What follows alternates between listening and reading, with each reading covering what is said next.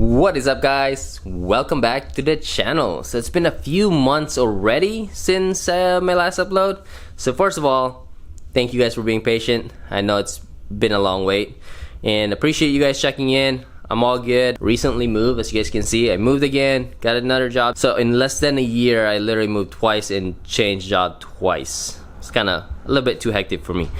But regardless, today's episode is gonna be, well, we're gonna have to play it by ear because I actually don't have a set plan for it.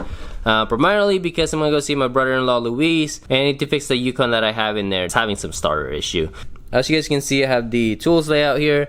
Now this is gonna make it a little bit of a challenge because, well, I stripped two of the bolts in there. Well, technically the engine did, but we're gonna repair that or attempt to repair that and hopefully we can get that truck back. So I'm gonna go by his house, fix the truck primarily, but since I'm there, I'm gonna go give him a test drive in this thing because he's never been on this car actually.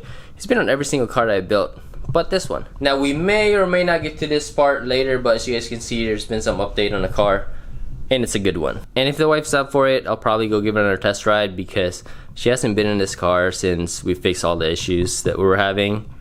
So yeah.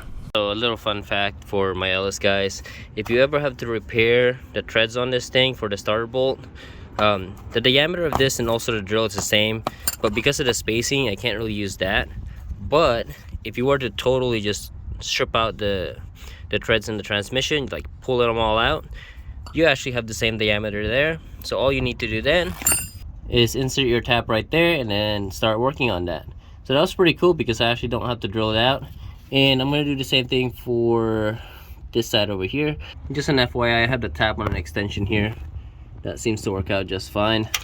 This is actually, so this is 5/16 of an inch right here is what I'm using. Alright, it's a little bit hard to see, but after that, you should have no problem putting in the actual helicoil in there. So I'm recording this after the repair, but one thing I forgot to mention is that you don't actually have to remove the starter all the way. I just unbolted it and then swing it up there. But obviously remove your negative on the battery side, that way you don't have any electrical accidents up there. And also this repair would likely only really work on an aluminum block. It might work on the iron one, but yeah, it might be a little bit tough. Alright guys, so we're back up and running. I missed this truck. There's a lot of room in this truck.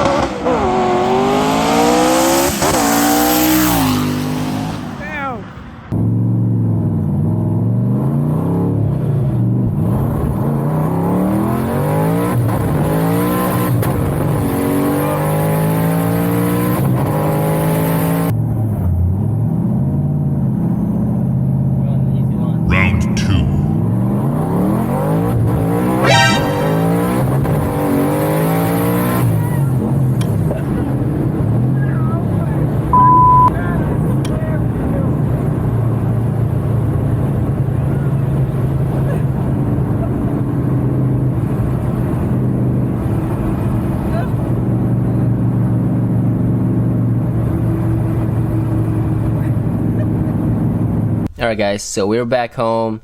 The Yukon is good, it's driving. Well, technically the battery is dead, so I gotta charge that and then we'll go and pick it up. But it's running, so that's good. Now it is a little bit late, so I'm basically running out of time. So I'm not gonna have time to give you guys a rundown of the different mods that was done since the last episode. So we're gonna have to film that in the next episode. Hopefully you guys enjoyed the footage. If you did, give it a thumbs up. And as always, thank you guys for watching, and I'll see you guys next time.